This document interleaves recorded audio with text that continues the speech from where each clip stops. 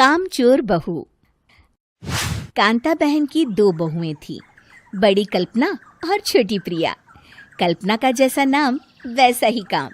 सारा दिन कल्पनाओं में रहती, ना कोई काम करती ना कोई धाम। अरे कल्पना बहू, जरा अच्छी सी चटनी पीस दे, आज कुछ मजेदार खाने का मन है। पेट में जलन हो जाएगी माँ जी बुढ़ापे में, और वैसे भी मेरा काम करने का वक्त शाम का है, अब प्रिया को ही बोल दो। इतना कहकर कल्पना वहां से चली जाती है। कांता कल्पना के ऐसे रवैये से काफी परेशान रहती हैं। मैं बना देती हूँ माँ चटनी, ऐसा बोलकर प्रिया माँ को चटनी बनाकर प्लेट में खाने को देती है कि तभी वहां कल्पना आ जाती है। अरे वाह चटनी, जरा चक्कर तो देखूं, बड़े दिन हो गए। अरे नहीं बहू, तू तो रहने ही दे चटनी खाना, पेट में जलन हो जाएगी।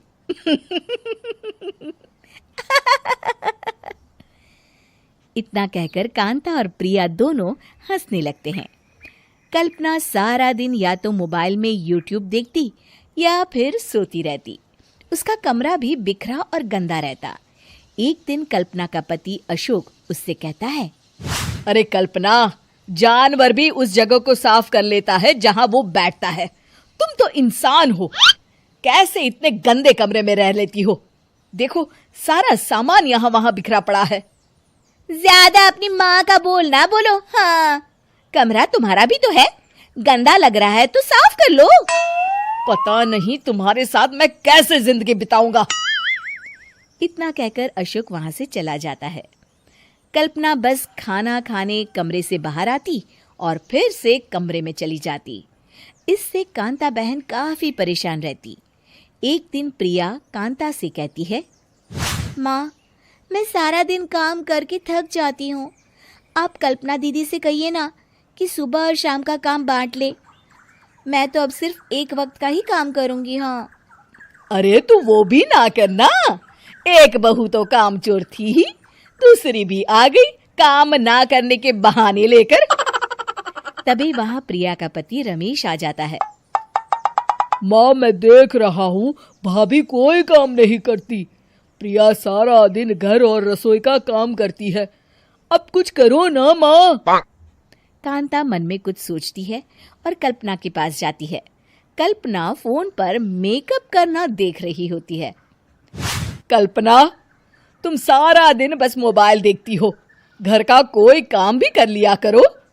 प्रिया सारा दिन काम करके थक जाती है।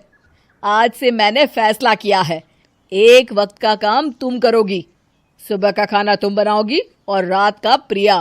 आप लोगों ने काम को हव्वा बना रखा है। अरे पता नहीं थोड़ा सा ज्यादा काम करने में आप लोग घबरा क्यों जाते हैं। और हाँ, बहुत ज्यादा प्रिया की तारीफ मत करिए मेरे सामने, बड़ी बहू तो मैं ही रहूंगी। मैं कुछ नहीं जानती, कल सुबह मुझे वक्त से खाना चाहिए, रसोई में आ जाना, वरना कल से तुझे खाना नहीं मिलेगा। अगली सुबह कल्पना रसोई में नहीं आती है।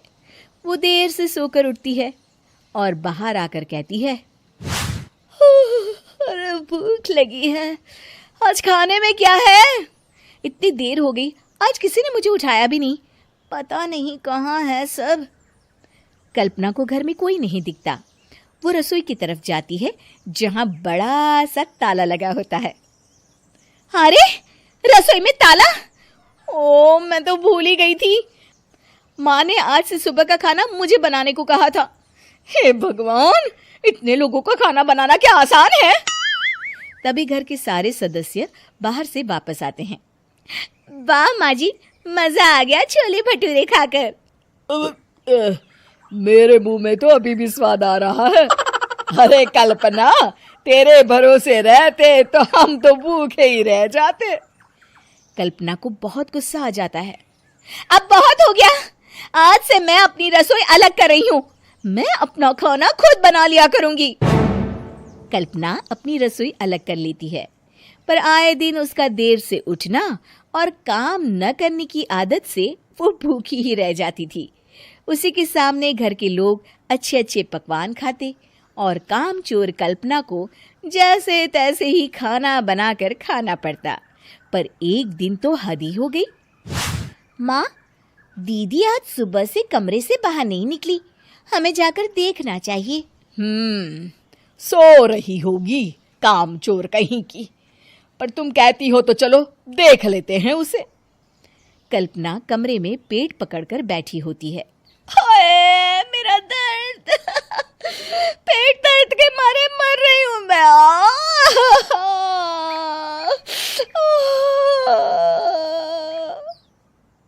अरे दीदी, क्या हुआ? पेट में दर्द क्यों हो रहा है? डॉक्टर को दिखाया आपने? माँ।